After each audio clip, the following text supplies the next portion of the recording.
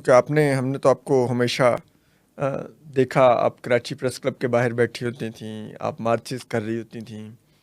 लेकिन आप ज़रा अपने बारे में भी कुछ बताएँगी, आपने क्या तालीम हासिल की है या अभी कर रही हैं? क्या आपका अपना क्या है? जी, मेरा जो बुनियादी तालीम है वो मशक़े से है। मशक़े के मैं एक उर्दू मीडियम स्कूल से मैंने पढ़ा है। तकरीबन कॉलेज तक मैंने मशक़े से पढ़ा है। और मशक़े में भी अपनी तालीम के लिए भी जो जद्दोजहद हमने की है वो कभी दुनिया के सामने नहीं आई।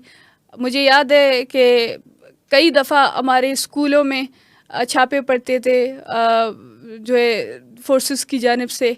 और जब 2013 में अर्थक्वेक आया और उसके बाद जब हमारी गर्ल्स स्कूल है उसको एक छावनी में तब्दील किया गया, जो हमारी ये कॉलेज है उसको एक छावनी में तब्दील किया गया। तो मैं उस टाइम पे शायद कोई 12-13 साल की थी। तो उस टाइम पे मुझे याद है एक-एक घर से जो लड़कियां वो उस घर से उस स्कूल में पढ़ती थी, उन तमाम लड़कियों को मैंने इकट्ठा किया। और हमारे पास कोई चार्ट कुछ भी नहीं था, कोई बंदोबस्त नहीं था।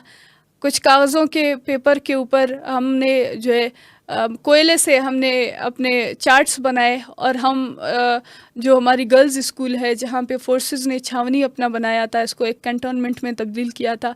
तो हम सैकड़ों लड़कियां हमने एहतजाज की शक्ल में हम उस स्कूल के सामने गए और हमने वहाँ पे फोर्सेस से कहा कि हम आपको अल्टीमेटम दे रहे हैं, इतने दिनों में आप हमारी स्कूल को खाली करें और हम अपनी तालीम को जारी रखें। तो जहाँ तक तालीम की बात है, इन हालात में हमने अपनी तालीम जो है मैंने हासिल किया है। और मशक़े जैसे इलाके में जहाँ पे रोज़ाना की बुनियाद में फ़ौजी ऑपरेशंस होती हैं, जहाँ पे रोज़ाना की बुनियाद में आप एक ऐसे हालात में ज़िंदगी गुजार रहे हैं, आपको ख़ुद नहीं पता कि आप कब किसी बारूद के नीचे आ जाए, आप कब किसी कोई मार्टर गोला आपके ऊपर गिरे, या कब आपके जो है घर के ऊपर फायरिंग हो। लेकिन इन हालात में मशक़े में मैंने अपनी तालीम जारी किया। उसके बाद फिर जब मैं 10th क्लास में थी तो मैं क्वेटा से कराची से इस्लामाबाद तक जो पैदल लॉन्ग मार्च है, मामा कदीर की क़यादत में जो पैदल लॉन्ग मार्च हुआ था, इस लॉन्ग मार्च में मैं शामिल थी। मेरा जो 10th ईयर के जो एग्ज़ाम्स थे, उस ईयर में मेरे एग्ज़ाम्स भी मुझसे छूट गए क्योंकि मुझे मार्च करना था। ये जो तालीम है, ये तालीम हमने ऐसे हालात में हमने मुकम्मल की है कि वो अगर हम बताएं तो इस पे पूरी एक किताब लिखी जा सकती है कि सिर्फ हमने अपनी तालीम के लिए कितना ज़्यादा रेजिस्ट किया है। फिर उसके बाद जब हम कराची में शिफ्ट हुए तो मैंने अपने बैचलर्स मीडिया साइंसेज़ में किया और अभी मैंने अपना एमएस जर्नलिज़म में किया है। तो फ़िलहाल जो मैंने अपनी एमएस कंप्लीट की है जर्नलिज़म में। सहाफ़ी बनना चाहती हैं? क्या बनने का इरादा है? उम्मीद तो यही है, ख्वाब भी यही है कि अपने लोगों के लिए आवाज़ बने। अपने लोगों हमारे पास कोई भी सहूलत नहीं है, ना हमारे लोगों की इलाज से लेकर हमारे लोगों की तालीम से लेकर। हम एक ऐसे रियासती जबर के नीचे रह रहे हैं जहाँ पे हर चीज़ हमने ख़ुद करना है। अपने लोगों की आवाज़ भी ख़ुद बनना है, अपने लोगों को तालीम भी ख़ुद देना है, अपने लोगों की रहनुमाई भी ख़ुद करनी है। तो यही वजह है कि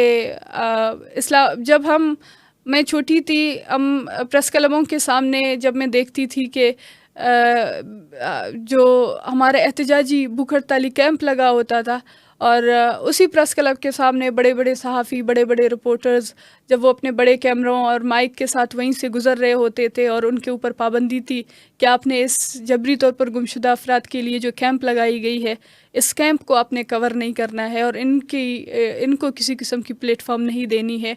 तो मैं वहीं पे बैठ के सोचती रहती थी कि हम लोग कौन हैं? हमने ऐसा क्या किया है? हमारा जुर्म क्या है कि वो जो पूरे दुनिया की आवाज़ बनते हैं, वो जो तमाम महकूम तबकों की आवाज़ बनते हैं, वो जो मज़लूम लोगों की बेआवाज़ी को एक आवाज़ देते हैं, वो हमारी इस जुल्म को देख रहे हैं, हमारी इस जबर को देख रहे हैं। छोटे छोटे मासूम बच्चे, मेरी छोटी बहन महलब इतनी छोटी होती थी कि मामा कदीर का जो voice for Baloch missing persons का कैंप है, उस कैंप के नीचे जब दोपहर का टाइम होता था और सारा दिन वो बैठ नहीं सकती थी, तो वो जो तस्वीरें लगी हुई थी वो तस्वीरों के पीछे सोती थी, इतनी छोटी थी। तो आया ये हमारे दर्द को नहीं देख रहे हैं, ये हमारी तकलीफ़ को नहीं देख रहे हैं, लेकिन क्यों ये हमें इग्नोर कर रहे हैं। जो जिस किस्म की एक सेंसरशिप थी वो उन्हीं दिनों से शुरू था जो अभी तक चल रही है, लेकिन उस चीज़ ने मुझे एक उम्मीद, एक पैशन मेरे दिल में क्रिएट किया कि अगर आवाज़ भी बनना है अपने लोगों की, तो ख़ुद अपने लोगों की आवाज़ बननी है।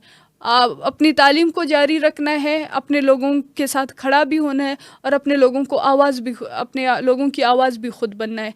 यही वजह है कि मेरे पास ऑप्शंस बहुत सारे थे, लेकिन मैं जर्नलिज़्म की फ़ील्ड में इस वजह से आई।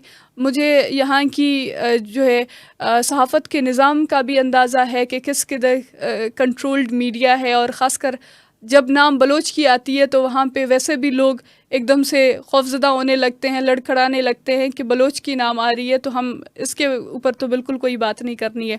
ये तमाम तलख़ियों को जानते हुए, समझते हुए, इन हालात को जानते हुए, इसके बावजूद एक चीज़ मेरे ज़हन में था कि अगर आवाज़ बननी है तो अपने लोगों की ख़ुद बननी है, अपनी आवाज़ ख़ुद बननी है, दुनिया के सामने ख़ुद अपनी आवाज़ उजागर करना है। तो उसके लिए आपको ख़ुद प्लेटफ़ॉर्म बनाने की ज़रूरत है, अपने प्लेटफ़ॉर्म ख़ुद बनने की ज़रूरत है।